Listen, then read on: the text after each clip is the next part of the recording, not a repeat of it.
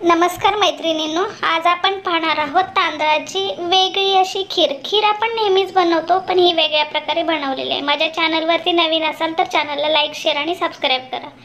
खीर बनवण्यासाठी मी काजू, बदाम आणि पिस्ते कट करून घेतलेले आहेत आणि त्याआधी 4 चमचे तांदूळ मी 20 मिनिट भिजवून घेतलेत।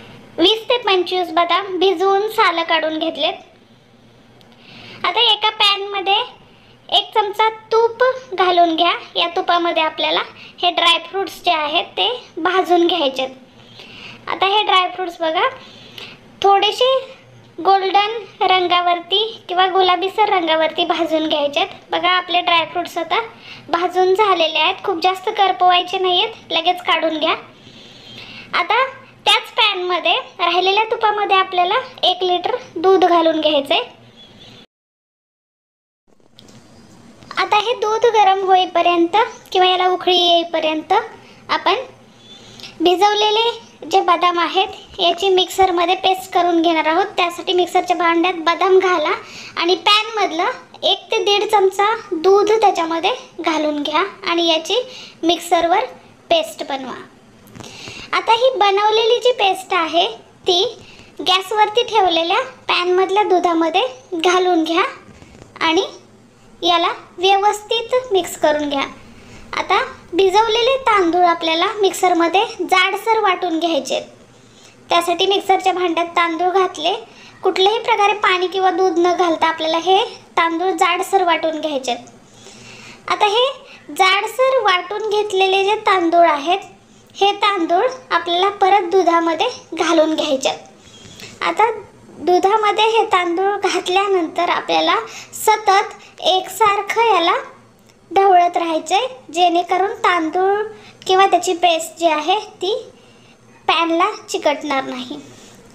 आता बघा हळूहळू जसं जसं दूध गरम होईल, दुधाला उकळी येईल, तसं तसं आपली ही खीर एकदम क्रीमी दिसायला लागेल आणि त्याची थिकनेस पण वाढायला सुरुवात होईल। आता बघा खीर दाटसर झालेली आहे, म्हणजे आपला तांदूळ जो टाकलेला आहे त्याच्यामध्ये किंवा पेस्ट जी टाकलेली आहे ती शिजत आलेली आहे आणि खीर दाटसर झालेली आहे। पहा आता या खिरीमध्ये आपल्याला पाव कप साखर घालून घ्यायची आहे। तुम्ही साखरेचं प्रमाण कमी जास्त करू शकता, तुम्हाला हव्या त्या प्रमाणामध्ये साखर तुम्ही घालू शकता। आता त्यामध्ये फ्राय केलेले ड्राय फ्रूट्स घालून घ्या आणि अर्धा चमचा इलायची पूड घालून व्यवस्थित मिक्स करून घ्या।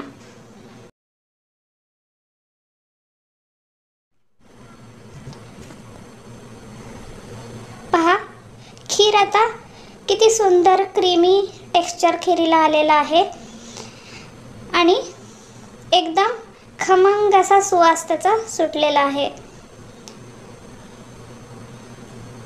पहा किती सुंदर दिसते। सतत ढवळत राहा, कारण खीर पॅनला लागण्याची शक्यता आहे। तुम्हाला हव्या त्या कन्सिस्टन्सी मध्ये तुम्ही त्याचा थिकनेस वाढवू शकता किंवा खीर दाटसर बनवू शकता। पहा आपली खीर आता तयार झालेली आहे। आता सर्विंग बाउल मध्ये ती काढून घेऊयात। पहा तयार आहे आपली टेस्टी क्रीमी खीर। त्याला पिस्त्याने गार्निश करा।